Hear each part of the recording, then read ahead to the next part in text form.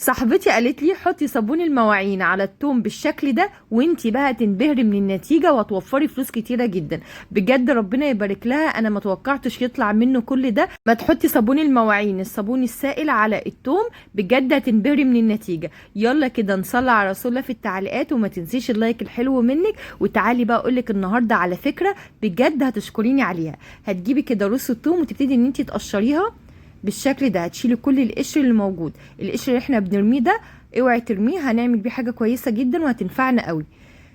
هبتدي ان انا هنضف بقى كل كميه التوم اللي موجوده عندي. هخلي الراس التوم سليمه زي ما هي، وهاخد بس القشر كده ده من بره. تمام. بعد كده بقى يا ست الكل هتجيبي بقى كل القشور البيضه اللي احنا طلعناها دي وهتحطيها في طاسه عندك. عايزاكي تشيري الوصفه دي على صفحتك الشخصيه علشان ممكن تحتاجيها في يوم من الايام. وبعد كده هجيب كده قشره من البصل الاحمر واحط عليها كوبايه من الميه وارفعها على النار لحد ما الميه تغلي بالظبط لمده 3 دقايق. انا مش عايزه الميه تغلي كتير، 3 دقايق بالظبط كده يا دوبك الميه تلون. وبعد كده هتاخدي بقى الميه دي وتبتدي ان انتي تصفيها كده من القشر على قد ما تقدري. هشيل طبعا كل القشر اللي وقع من الميه ده. وكده خلاص هاخد بقى شويه الميه دول وهنحط عليهم حوالي ربع فنجان كده من الخل الابيض، وهتحطيهم كده وهتسيبيهم يبردوا شويه. طبعا هتقلبي المكونات دي كويس جدا، الخل مع ميه البصل والثوم، وكمان هنحط عليهم معلقه من ملح الليمون، وهحط عليهم كمان معلقه من صابون المواعين اللي ما يكونش عليه اي اضافات ميه. وهتقلبي المكونات دي كويس وتسيبيهم بس يبردوا. وبعد كده هتحطيهم في البخاخة. وتعالي بقى نحل اكتر مشكلة ممكن تقابلنا. لو انت عندك الاولاد مبهدلين الدولاب بالاقلام الفلوماستر والحيطان، عندك بقع مش راضية تطلع معاكي، عايزة اقولك من غير مجهود من غير دعك هتشوفي الحاجة كده بتدوب. هتشوفي الالوان دي بتدوب وبتسيح في مكانها بمسافة بس ان انت ترشي عليها كده وتسيبيها لمدة دقيقتين 3 وتفرجي بقى على ازالة اصعب البقع من الحيطان ومن الخشب. زي ما انت شايفة كده الالوان بتدوب، بصي بتدوب ازاي، ومجرد رشة واحدة بس وهتمسحي على طول. مش محتاجة بقى ان انت تخافي على العفش اللي باظ ولا الحيطان اللي اتبهدلت من كتر الكتابة عليها. هتمسحي وهتشيلي زي ما انت شايفة، بجد روعة. بصي ملهاش اي اثر خالص. طيب تعالي بقى نجرب على الحيطة. لو انت عندك برضو الاولاد كاتبين عليها، بجد برضو رشة واحدة بس هتلاقي الالوان والقلم الجاف والقلم الرصاص وكل البقع الصعبة الموجودة عندك في الحيطان سواء كانت البيضة او الالوان هتلاقيها دابت كده. وتمسحيها بمنديل او تمسحيها بسبونشة، بجد روعة. جربيها وهتعجبك. يلا كده احتفظي بالفيديو ده عندك على صفحتك الشخصية، شيريه على صفحتك الشخصية علشان ممكن تحتاجيه في يوم من الايام وتبقي عايزة تنظفي الحيطان. ودي اسهل طريقة وبجد روعة لاي بقعة موجودة عندك. طب ممكن تنظفي بيه ايه تاني؟ بتجيبي قطنة كده او منديل بالخلطة دي وتبتدي ان انت تنظفي مفاتيح الكهرباء، برضو هتنضف معاكي. لو فيها بقع كتيرة قوي هتلاقيها نضفت. امسحي بس كده. طبعا ما ينفعش ان انت ترشي عليها ببخاخه، بمنديل وتاخدي كده الخلطه وتنضفيها. تعالي بقى نشوف الفكره اللي بعد كده. تعالي نشوف اول فكره. هتجيبي كده ازازه الزيت، والفكره دي هتعمليها في ازازه الزيت عندك، فكره عبقريه وكمان هترشد لك من الاستهلاك بتاع الزيت. بتجيبي كده اي بخاخه طبعا بتكون جديده وتخصصيها للزيت وتركبيها جوه ازازه الزيت زي ما انا عامله كده بالظبط. دي بقى يا ستي كل ما تخلص ازازه زيت بتغسليها كويس وتيجي حطها في ازازه الزيت التانية. دي بقى تبقى عامله معاكي زي البخاخه وهترش معاكي زيت. هتربطيها كويس جدا، هربطها كويس جدا على الازازه بحيث ان هي ما تتحركش معايا. وكده انت عملتي بخاخه ازازه زيت حلوه جدا. تعالي كده نجربها على مثلا منديل ولا حاجه عشان تشوفي. جبتلك منديل واوريك ازاي هي بترش زيت زيها زي البخاخه بالظبط العاديه.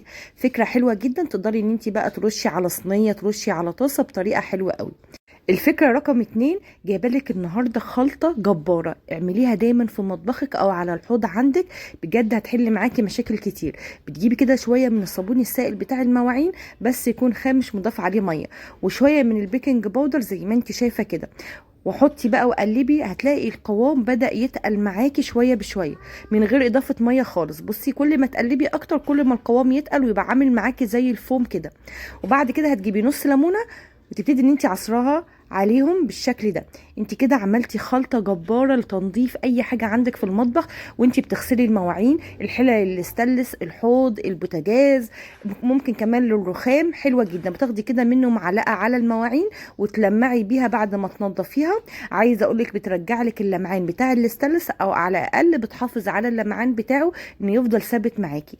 بجد طريقة حلوة جدا. هغسل الطبق دلوقتي واوريكي قد ايه بقى بيلمع وحلو جدا. جربيها على اي حاجة استانلس عندك وبجد هتحسي بالفرق. جربيها وهتدعيلي. تعالي نشوف الفكرة رقم 3.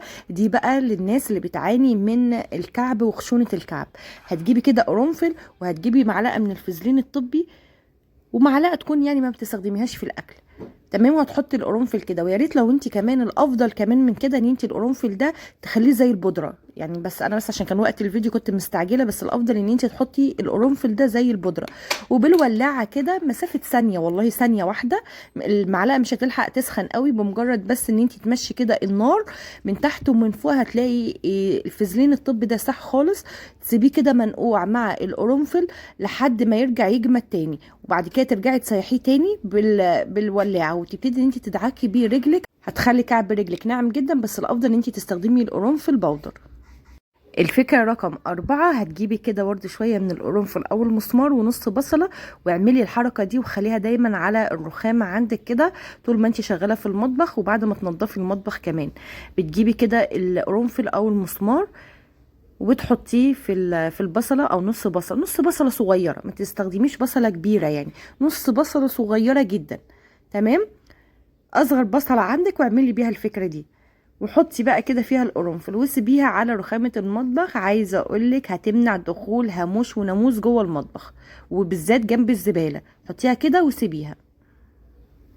تعالي نشوف الفكرة الأخيرة. حطي البطاطس تحت السرير أو في أي مكان وارتاحي من النمل والصراصير بفكرة حلوة جدا. هتجيبي كده نص بطاطساية وتبتدي إن انتي تسلقيها، حتى لو كانت بطاطساية مثلا بدأت تبوظ معاكي، بدأت تعفن مثلا، ممكن تستفيدي بيها برضو في الفكرة دي. يعني أي بطاطس موجودة عندك هتستخدمي كده نص بطاطساية وتهرسيها، بس حاولي إن انتي ما تسلقهاش جامد، يعني خليها كده نص سلقة خلاص، عشان انا مش عايزه بطاطس تعفن معايا بسرعه. انا عايزاها يا دوبك كده تقدري بس ان انت تهرسيها بحاجه بسيطه جدا بالشوكه، وتبقى جامده زي ما انت شايفه كده، ما بتبقاش مسلوقه قوي. وبعد كده هتجيبي الكيس ده حلو جدا للصراصير والنمل، والله يا بنات كتير قوي جربته وشكرت فيه. طيب لو انت بقى مش عارفه توصلي للكيس ده، جايبالك النهارده البديل هي النشادر. دي هتجيبيها، دي بتنشف الصراصير وبتقضي على النمل. بتحطيها كده مع البطاطس عشان الصراصير تاكل من البطاطس وتبتدي ان هي تموت وتنشف مكان الاكل اللي كلت منه. بصي هتهرسيها كويس جدا. يبقى انت لو ما لقيتيش الكيس ده يبقى بديله معلقه من النشادر. هتهرسيها كويس جدا مع البطاطس وتعمليها كده زي الكور الصغيره. بصي زي ما انت شايفه على عدد الاماكن بقى اللي انت هتحطي فيها، مثلا تحت المطبخ، عند الثلاجه، جنب الغساله، تحت السرير، ناحيه البلكونه، وهكذا. ممكن بقى تحطيها كده في علبه صغيره، او تجيبي ورق فويل وتعملي اطباق صغيره تحطي بقى واحده تحت السرير. عايزه اقولك استحاله تشوفي النمل والصراصير ابدا، هتريحك جدا لو انت استخدمتي النشادر او استخدمتي الكيس. تعالي بقى نكمل باقي الافكار.